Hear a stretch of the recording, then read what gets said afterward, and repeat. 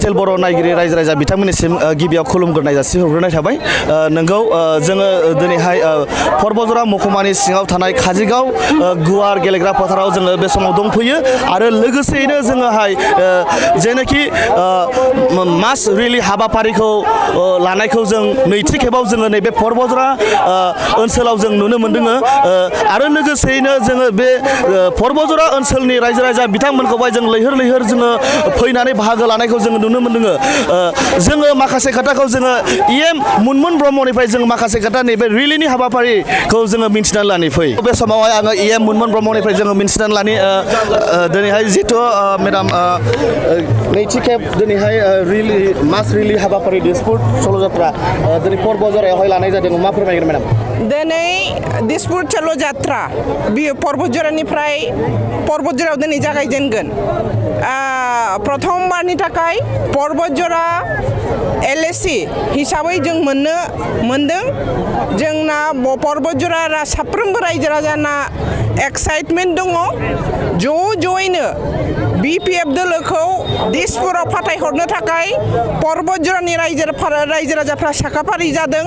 जेब्लानो election declare होगोन ज'यैनो गाव गावनि मुल्यबान बेसेन गोनां भटखौ बिपिएफनो होनानै बिथांमोनहा दिसपुराव जोंनि पर्बजरानिफ्राय सासे बिपिएफनि दैदेनगिरि फाथायहरनो थाखाय रेडि जानानै दङ। बेसेबांसो मानसि जागोन बेवहाय मेडाम? दिनै more than 25,000 रायजो राजाफ्रा ओंखारनानै फैदों।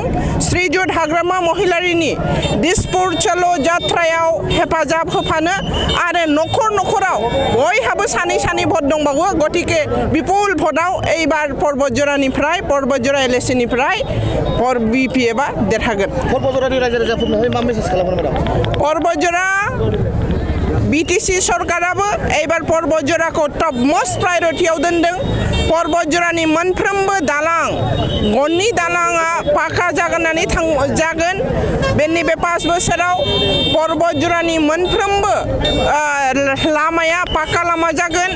गामि बिपिएफनि जेसेबां अनसुंथाइ बिपिएफनि जेसेबां स्किमफोर दङ रायजो राजाफोरनि आखायाव थिसननानै होगोन। पर्बजरानि रायजो राजाफोरनो हानि पाट्टा होनाय जागोन। पर्बजरानि मोनफ्रोमबो सेल्फ हेल्प ग्रुपनो जोङो 15,000 एककालीन आर्थिक अनुदान जोङो होगोन।